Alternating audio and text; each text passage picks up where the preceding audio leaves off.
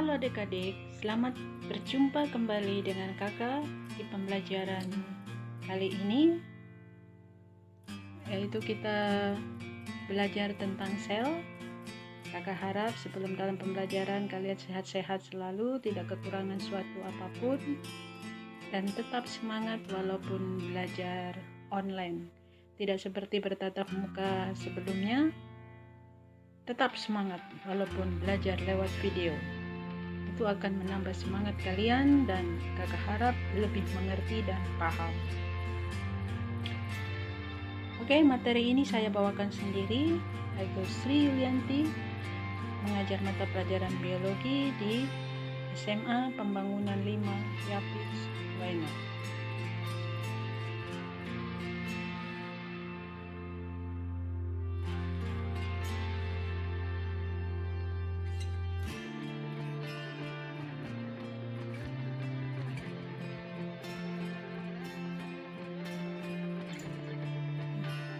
KD yang kita mau pelajari di dalam sel yaitu 3.1, menjelaskan komponen kimiawi penyusun sel, struktur, fungsi, dan proses yang berlangsung dalam sel sebagai unit terkecil kehidupan.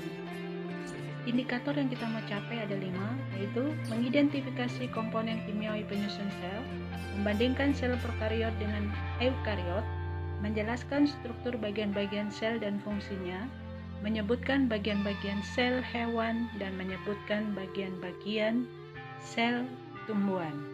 Nah, itulah indikator yang kita mau capai di dalam pembelajaran sel kali ini. Macam-macam sel ada 2, yaitu sel eukariot dan sel prokariot. Kita lihat perbedaan dari sel prokariot, di mana ini ada tabel-tabel kosong. Adik-adik boleh isi kira-kira apa perbedaan sel prokariot dan eukariot. Adik-adik bisa mencari referensi lewat buku yang sudah ada ataupun lewat internet. Nanti setelah diisi, tugasnya dikumpul ke kakak ya, supaya kakak boleh nilai dan kalian boleh mendapatkan nilai dalam materi sel ini. Kita lihat sel tumbuhan. Jadi sel tumbuhan terdiri dari dinding sel, membran sel, plastida, retikulum endoplasma, badan Golgi, dan vakuola. Apa saja contoh macam-macam sel pada daun dikotil? Nah, ini ada bagian-bagian yang kosong. Adik-adik boleh isi antara 1 sampai 5. Adik-adik boleh mencari referensi di buku ataupun lewat internet, kira-kira bagian-bagian apa saja yang terdapat pada sel daun. Nomor 1, 4, 2, 3, 4, dan 5 diisi ya. Oke, ini adalah sel hewan. Sel hewan, ada bagian-bagian dari sel hewan, yaitu ada membran sel, sitoplasma, nukleus, badan Golgi, retikulum endoplasma kasar, RE halus, dan lainnya. Sel tumbuhan, ini adalah gambar dari sel tumbuhan. Adik-adik bisa perhatikan bagian-bagian dari sel tumbuhan. Nanti kalian bisa membandingkannya dengan sel hewan. Nih, perbandingan antara sel hewan dengan sel tumbuhan. Kalian boleh perhatikan.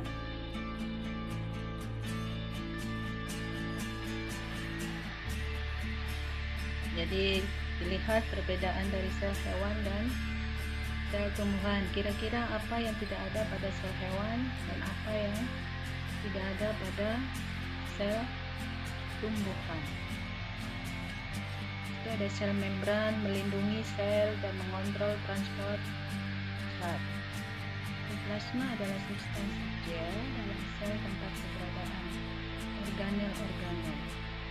Lisosom mencerna makanan untuk kebutuhan sel. Organel berikutnya yaitu mitokondria. Mitokondria berfungsi tempat dapat bereспirasi sel untuk menghasilkan energi, mengubah glukosa menjadi ATP untuk energi sel. Tersusun atas dua lapis membran, yaitu membran dalam dan membran luar. Selanjutnya nukleus. Ada bagian-bagian nukleus yang masih kosong yang tiada adik bisa isi. Dilengkapi dan boleh dikumpul ke kakak lewat WhatsApp atau lewat Facebook. Jadi bagian-bagian dari nukleus sebagai pusat pengontrol aktivasi sel.